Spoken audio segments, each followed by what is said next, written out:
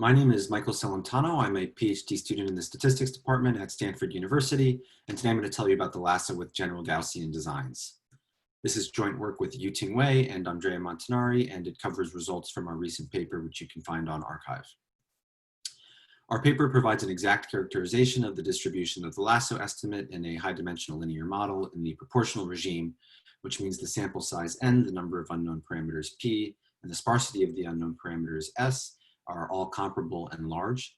And we also make a random design assumption in which the rows of the design matrix are drawn IID from a correlated Gaussian distribution with known covariance sigma. So first, let me situate our paper relative to existing results in the literature. One set of results characterizing the behavior of the Lasso in high-dimensional linear models provides loose guarantees for conservative choices of lambda. So these results will control, for example, the L2 estimation error up to rates, but will not be tight regarding leading constants. They rely on restricted eigenvalue conditions of the design matrix X, and they require that we choose lambda larger than some lower bound, which is typically larger than the value of lambda chosen by cross-validation or the value of lambda which optimizes, say, the estimation error in simulation. So to address some of these shortcomings, a more recent line of work has, over the past 10 years, developed exact asymptotic characterizations of things like the estimation error of the Lasso under a proportional asymptotics. And though this work has the advantage of being very precise, the major disadvantage is that it makes very restrictive assumptions on the design matrix X, namely the entries of X are drawn IID from a normal distribution. The normality assumption is probably not that important. There are some universality results in the literature, and in simulation, the predictions of the theory still hold when the Gaussianity assumption is relaxed. But the IID assumption is quite important. As soon as the covariates become correlated, the predictions of the theory fail. So our paper relaxes the more concerning of the assumptions in the exact asymptotic theory by looking at correlated Gaussian designs. And it contributes to a large and rapidly growing literature on exact asymptotics for high-dimensional regression models. And as far as I know, it is the first exact asymptotic analysis for a procedure that has arbitrary correlated designs and is a non-isotropic procedure. And the Lasso is non-isotropic because it uses this non-rotationally invariant L1 norm. Now, I don't have time to describe to you the exact asymptotic characterization in our paper, so instead I'm going to present one of our applications, which I think is particularly important, and it involves inference on single coordinates of the unknown parameter. Inference with the Lasso is difficult because the Lasso estimate is biased and has a very complicated distribution.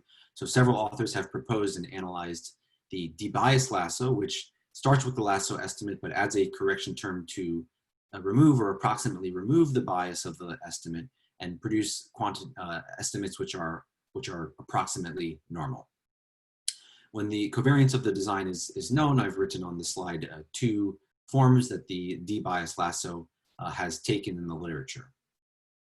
On the left, I have what I call the unadjusted debiased Lasso, and on the right, I have what I call the adjusted or degrees of freedom adjusted debiased Lasso, which includes this term that involves the sparsity or degrees of freedom of the Lasso estimate. Now, it turns out that the unadjusted debiased Lasso is successful in what I call the high signal regime. This was shown by Adele Javanmard and Andrea Montanari in 2018. And the high signal regime is a regime in which S log squared P over N goes to 0. The reason I call this a high signal regime is it's a regime in which the Lasso is known to be consistent, so we can estimate our unknown parameter or our signal very well. Now, it turns out that the unadjusted debiased Lasso is not as successful outside of the high signal regime, but the problem can be fixed using the adjusted or degrees of freedom adjusted debiased Lasso. And to show you this, I'm here presenting some simulations. So here we're definitely outside of the high signal regime. S log squared P over N is equal to 17. And I also have a correlated design matrix. I've chosen three coordinates, one in which the truth is negative, one in which the truth is positive, and one in which the truth is 0.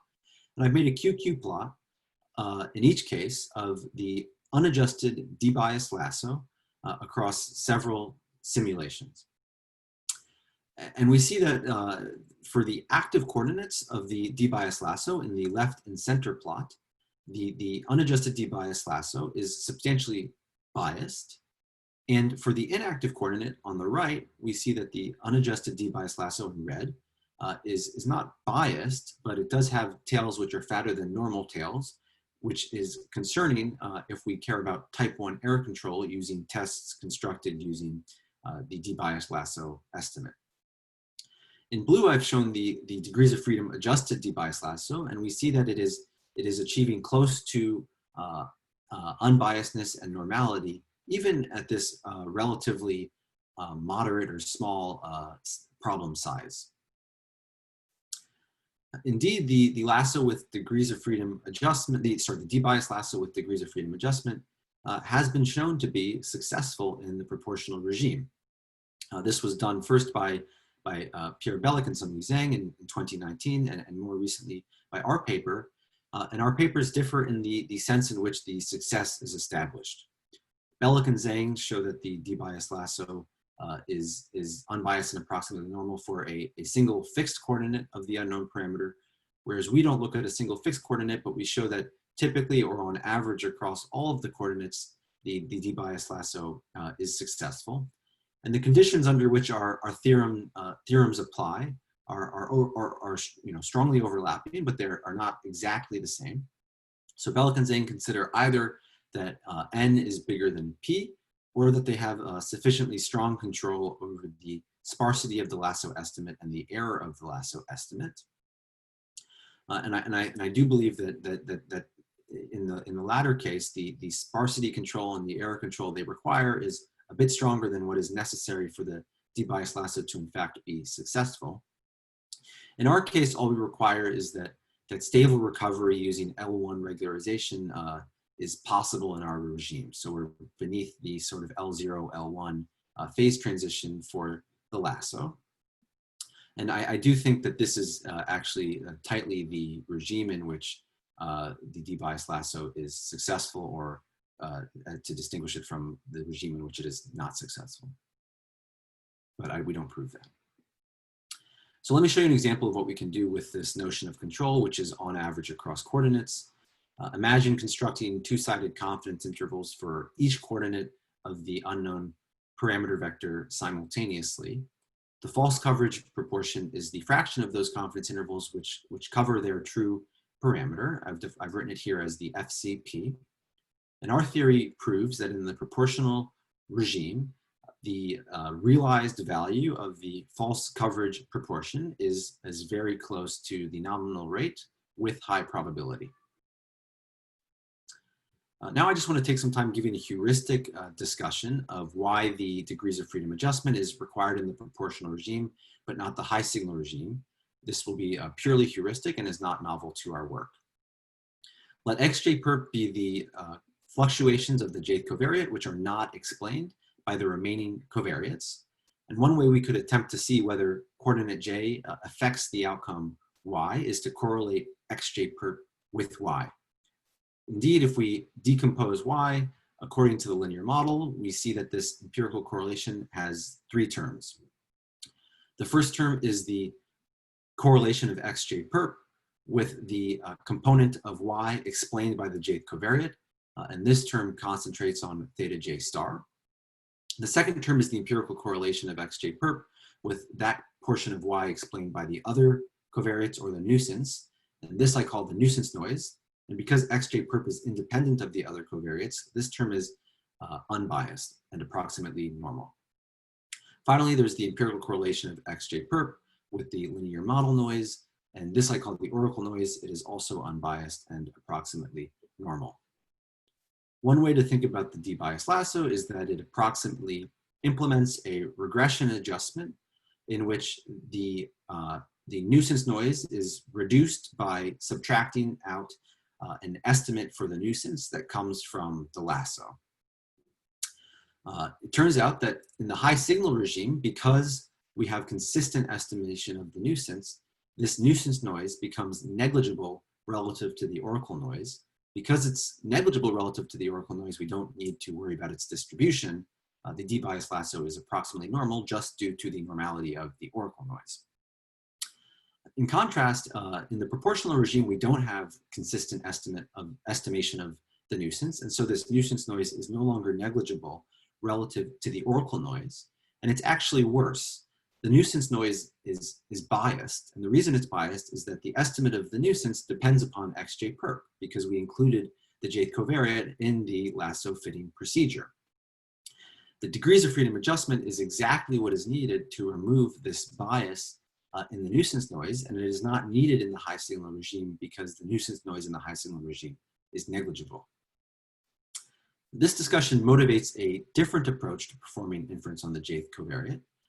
We could estimate the nuisance without using xj perp, leave that out of the fitting procedure so that theta hat minus j is independent of xj perp by design, and this nuisance noise term is unbiased by design. We look at this procedure in our paper, we construct valid tests and confidence intervals using this construction, and we also provide a power analysis of this construction. It turns out that this construction, at least for the purposes of testing the null theta j star equals to 0, is exactly the conditional randomization test, or is a certain form of the conditional randomization test proposed recently by the authors listed on this slide. One distinguishing feature of our analysis is that we construct confidence intervals and are able to quantify the power of the related tests and the length of these confidence intervals. Finally, I don't have time to provide information about a second application we discuss in the paper, so I just want to advertise it. We give an efficient procedure for tuning lambda, which is optimal for optimizing prediction error, and it requires no knowledge of the noise variance or the covariance of the design matrix. And this extends results of Milan and Montanari, which applied to IID Gaussian designs, to the current setting of correlated Gaussian designs. That's all I have time to tell you about today. Thank you very much.